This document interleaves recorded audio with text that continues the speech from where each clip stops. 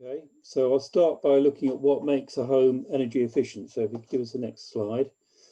Okay, we have a phrase we use often, fabric first. So basically, stop the heat from getting out before you look at fancy ways of creating heat in a low carbon way. So that basically means insulation. It means stopping drafts. It also means controlling ventilation. Have the next slide. Okay, so let's look at heat loss. Heat basically travels from hot to cold, and it travels faster the greater the difference in temperature. So the temperature is measured from the inside to the outside. It's measured in Kelvin, which is basically the same as degrees centigrade, but 0 Kelvin is minus 273 degrees. So, but it's the same scale. So basically, the amount of temperature difference, you can think of it as centigrade. So if it's say 20 degrees inside and 5 degrees outside, well, you've got a 15-degree difference, and that's letting the heat go through faster. The thing that's stopping it is your envelope material. Here we've got a sort of typical cavity wall, so you can sort of see plasterboard. There's what's called a Dabbs cavity behind it. It's just been stuck to the wall, to the block wall, and then the yellow is the insulation. Then there's a gap. Then there's the brick outer wall. The heat loss is measured as U values. So that's watts per meter square times per degree centigrade. So that's a heat going through each square meter of envelope area. So how much area you've got, the more area you've got, the more heat being lost overall. Obviously, what you're going for is a small U value. Next slide. Okay, well, the walls, I don't know if you can see that. I'd have to move my little thing there to see the picture of the house, but that's a sort of typical 2-3 bedroom house. And that's sort of the sort of heat loss when you haven't got any insulation in it. And the walls, because they're the largest area, well, they're letting out the most heat. So that's 35% going through the wall. The next is obviously is the roof. If that's if that's insulated at the ceiling, well, that's the same area as the floor. So yes, a bit more is going through the roof, but you are getting it going through the floor as well. And that's something people don't always think about. They think of heat rising, but in actual fact, it's better to think about the house as a box full of warm air, and the heat's trying to get out any way it can. Drafts, that's about the same sort of heat loss as the floor. So it's quite a bit of heat there, sort of 15% of it going out through drafts. They're pretty easy and cheap to fix. You can probably do it yourself. There are people who will do it as well. And the floors. Yeah, suspended floors also create drafts. Just come up between the floorboards. And lastly, the windows, they use about 10%. Now, actually, windows are the worst element in the building. They've got a U value of about 4, where you're probably a cavity wall that's been filled as a U value of 0.5. So you can see there's a big difference. But the overall area of windows is quite small relative to the rest. So it's actually the last on the list. Next.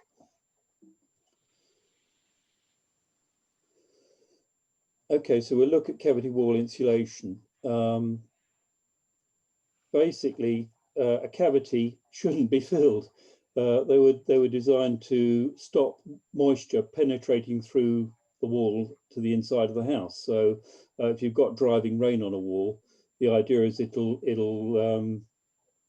penetrate the first skin, but then it'll run down the inside of the wall and not get through to the second skin.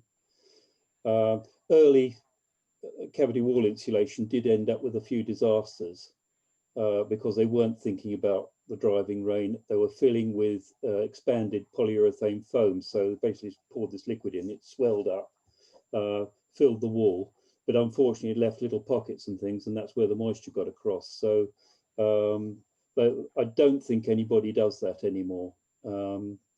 They tend to use either polystyrene beads or little tufts of rock wool, like little cotton wool puffs that they blow into the wall.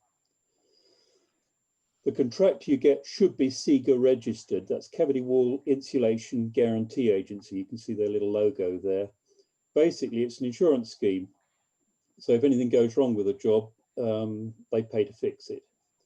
But because they're an insurance body, they've got rules for the contractors to follow. So a contractor should refuse a job if the wall is very exposed to poor weather, or the cavity is too narrow to fill, or the space between the wall and, say, another building or passageway is too restricted to allow proper access.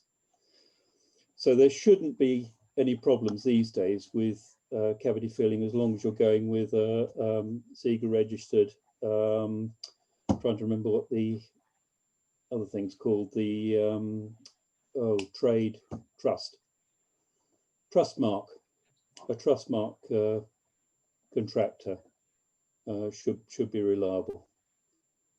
Next. So solid wall insulation is quite a bit more expensive than doing cavity walls. Cavity walls is quite cheap. I mean, you know, pound for watt saved. Cavity wall, I'd just say get it done. I've had mine done, and it's just, you just felt the difference immediately. Well worth doing. Solid wall, that's a bit more complicated. The picture here shows a solid wall, a sort of brick wall. That's the sort of orange color. And that's got you can see a sort of partition wall, an internal wall that's meeting that outside wall. If you insulate on the inside, you see you can't insulate right across. That leaves what's called a thermal bridge. So that's where heat goes through that partition wall and then out through the main wall. I've got both sorts here, the outside insulation, the inside insulation. You wouldn't do that normally, you'd choose one or the other. But I'm putting it there for illustration purposes. It's cheaper to do the inside than the outside. You do have to deal with these thermal bridges, and one way to do that is to bring the insulation back about a foot inside the wall, and that just tends to sort of restrict the amount of heat going through. If you don't do that, that could be a cold spot, and it could collect moisture and then mold. So that needs to be done properly, really. You choose inside insulation particularly if you want to retain the appearance of the outside, so stone or brickwork. If not, if it's a block rendered wall, well, why not do the outside? It does cost a bit more, but you can see from that yellow line on the outside, you don't have thermal bridging problems. It covers everything. It goes right around the wall. There's no thermal bridge at the corners. You know, it's a better job. But the roof and sills, window sills in particular, need to be extended.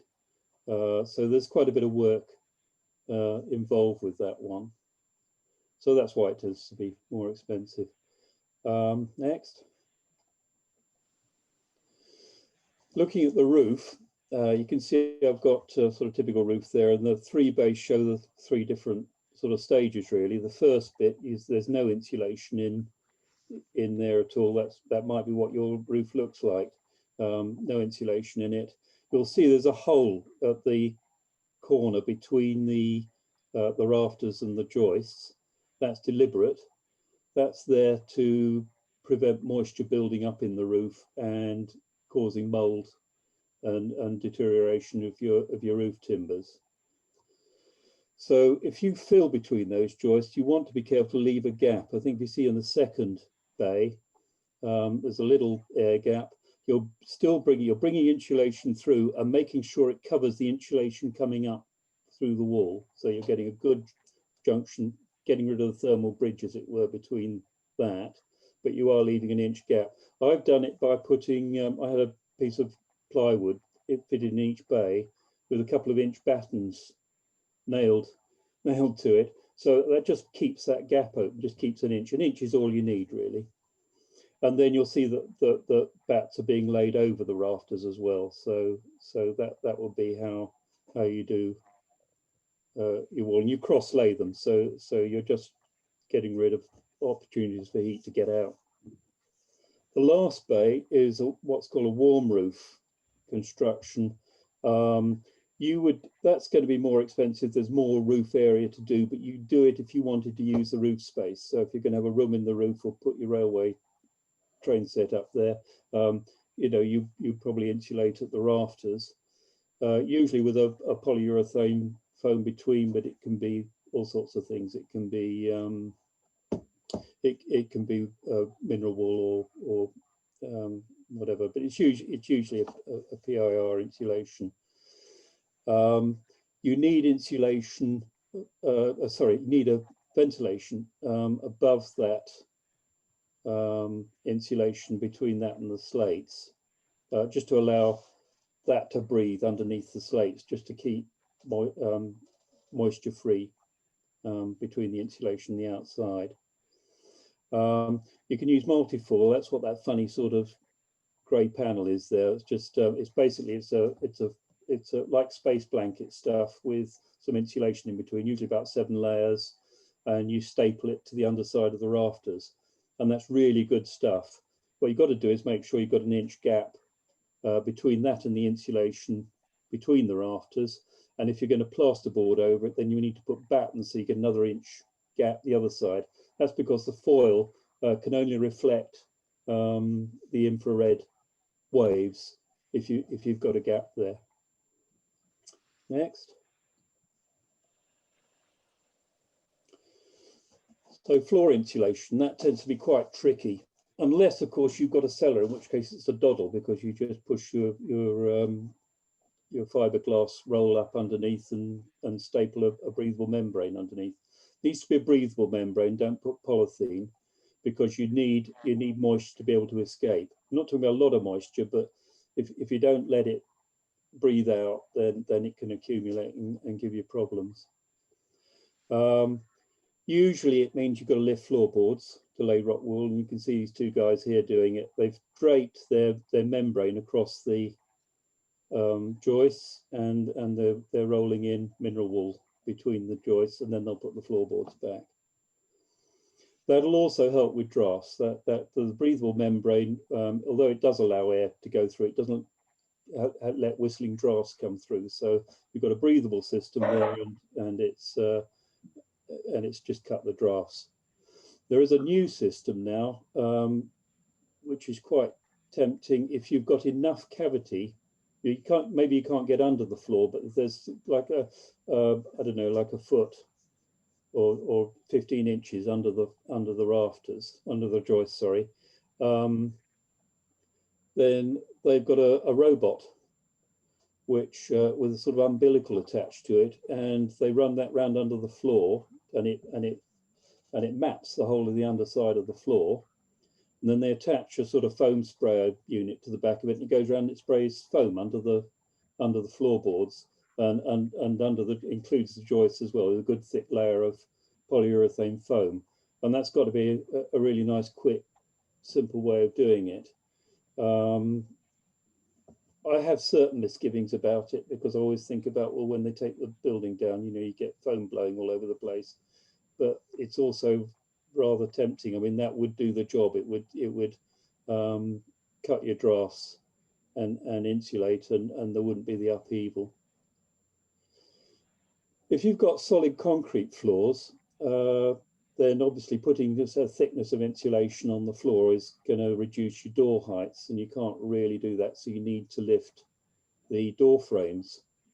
So it's a bit of a kerfuffle there. But people do it, so it can be done. It isn't that complicated. Usually door frames, they're a stud wall, and it's fairly easy to do that. It's just a bit of a job for the contractor. There are now vacuum panels. So these polyurethane foam with like a space blanket sort of sealed bag around it, and they sucked all the air out, and it's the vacuum that improves the insulation value. So they're a lot thinner. So you maybe need, you know, sort of half the thickness on the floor. That may get you around having to lift the door frames. I don't know that for sure, but they're an interesting idea. What you'd have to do is make sure people know not to drill through the floor, because otherwise that'll ruin the vacuum, and you know, you'll lose the insulation value. One good thing about putting insulation on a solid floor is you can then take the opportunity to put underfloor heating in if you wanted to. So you actually get systems which are the polyurethane foam with copper pipe, you know, but roots for putting the copper pipes in, and then they screed over the top. So that's another sort of opportunity there. Next. Stopping drafts. Before I do that, I mean, has anybody got any sort of questions around that? No, you're all up to speed. Brilliant. Let's move on with the next one. We're all absolutely wiped out. I've got a quick question. I've just thought of one. It's related to my loft. When you put down loft insulation, if you've already got insulation up there, do you just put it down on top of it? And what do you do? What do you do if your loft's boarded and the boards are kind of nailed down? Do you have to take them up? You probably go approach it a different way. There's a wood fibre board. Well, two various makes. Pavatherm's one, which is very thick, about 4 inches thick. Sort of quite stiff boards.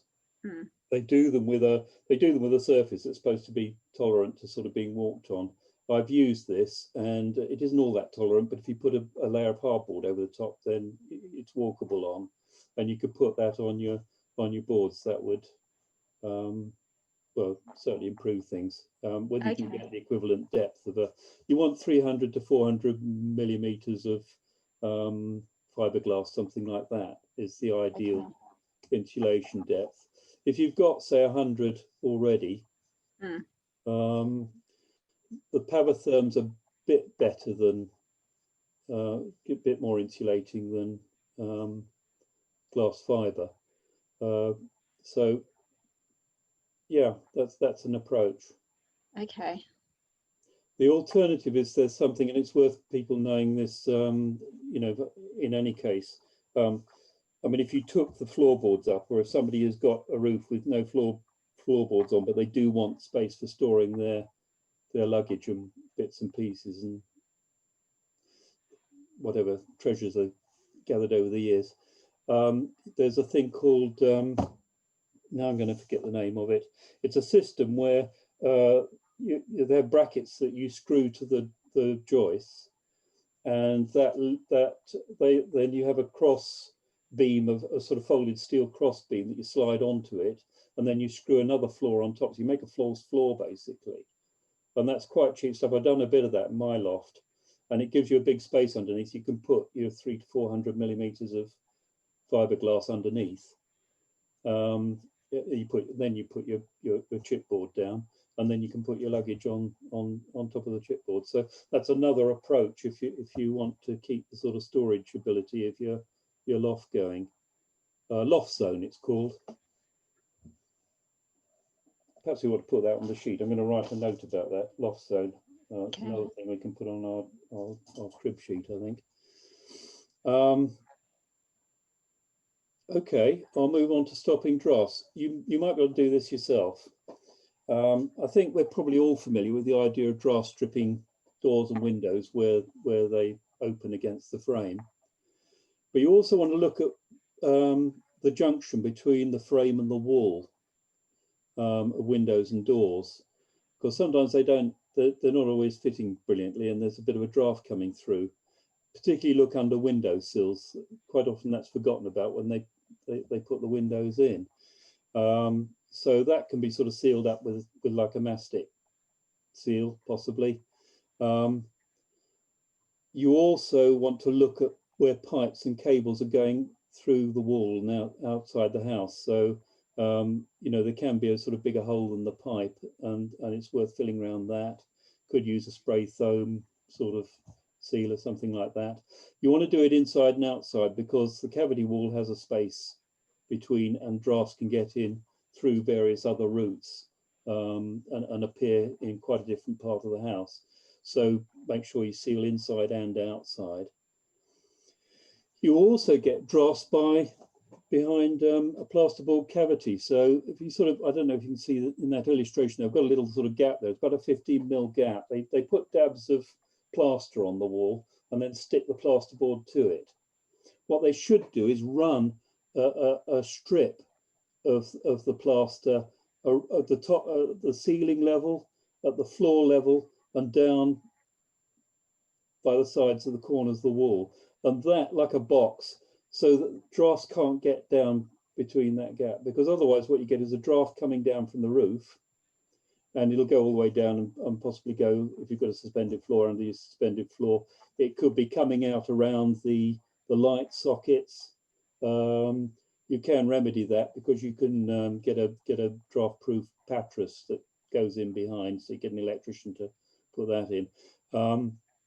The skirting boards, it might be leaking over the top, or it might be leaking at the bottom with the floor. And the problem with that, of course, is it cools off the plasterboard and it almost negates the insulation that you've got in your wall. Unfortunately, best practice, plasterers should be putting a frame round of plaster. What happens is they're often under pressure from the contractor, and it doesn't get done, which is wrong, really badly wrong, because as I say, that just leaves you with a cold wall, or comparatively cold wall. And I don't know quite how you remedy that, whether you can get at it from the roof. I can't imagine you could. A builder might have some ideas around that if you've got a problem. And then, of course, you want to draft proof between floorboards where they join. Obviously, great if you can insulate and do all that, and that'll cure the problem. But as an interim thing, you could sort of caulk between your floorboards, with, I don't know, papier-mâché or something even, but just some sort of compound just to fill the gaps. And lastly, don't forget the loft hatch. That's a common sort of place where you're getting drafts. You get a cold draft coming down, and that's just a matter of draft stripping round your loft hatch. Next slide. So windows and doors, as I say, the windows are the worst element. Single glazing has a U value of about 4.8. They measure the U value of the whole window, so it's the frame as well. And so a very complicated calculation is done, which measures the U value going through the window, but then also the frame and any insulations in the frame. So, and a typical old, pre-1900s window would be single glazed, and it'll be about a 4.8 U value. When you put double glazing in, that more than halves the figure. You're usually looking to around about 1.6. And triple glazing halves it again. You can get down to 0.8, 0.6. And that again is still more than the wall that's been cavity filled, which would be about 0.5, and more than the wall that's been solid wall insulated, which would be about 0.3. Because the total area of the windows is less, as I said before, the effect on overall heat losses is not the first thing to bother about. But when it comes to changing windows, that's when you think, well, what can I do? And triple glazing would be the best thing. You could do double glazing. In fact, I went for double glazing on mine because I wanted to keep the sash windows. They've got a rather nice pattern of the way the glazing bars have worked, and I thought it was part of the character of the house. And I thought, well, no, I'll keep that. Certainly with listed buildings and things, you might be able to put in secondary glazing. It depends what sort of listed status you've got. They might not even want you to touch the inside, but that you can get very discreet units these days, which you hardly notice. If you walk into the room, you don't really clock straight away that there's another pane of glass there. They're really quite neat solutions, and you can get down to about a 2.4 U value like that, so it's worth doing. And then don't forget better fitting insulated external doors also reduce heat loss, and that of course is one of your secondary options you can have under the Green Homes grant. Next. Ventilation. Now ventilation is important. You tighten the house up, get rid of your drafts, you insulate it.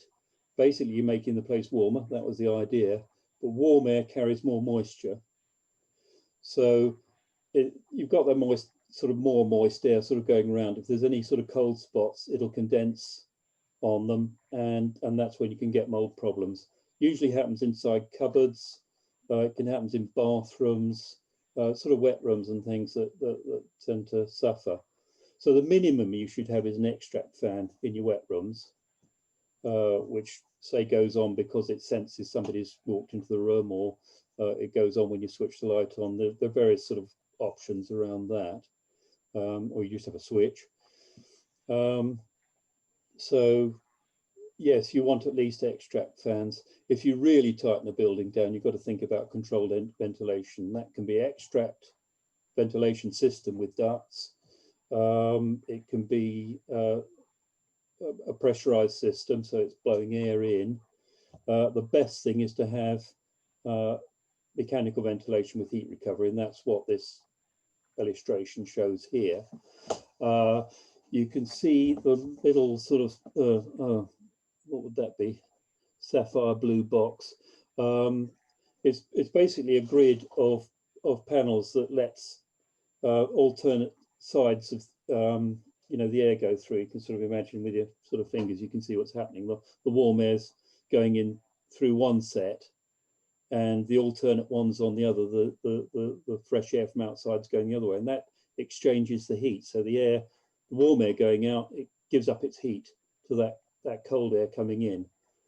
And these can be, you know, around 80% efficient at doing that. So I think, you know, sort of see, I'm just moving my things. I can just see.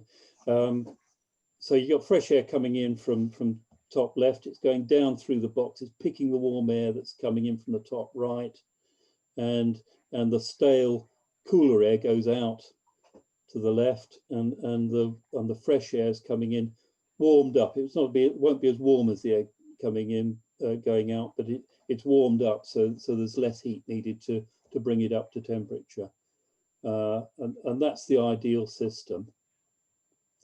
Obviously, retrofitting, that's quite complicated. If you're planning on completely gutting your house and going for an Enefit standard of retrofit, well, you'd be looking at quite seriously at putting in mechanical ventilation with heat recovery. Next. Okay, so you've got an idea of what you've got to be doing with the house. You need to make yourself a whole house plan. Basically, you want to prioritize. So what's the best thing to do? What's the easy things to do? But what's expensive? What might need to be left for another time?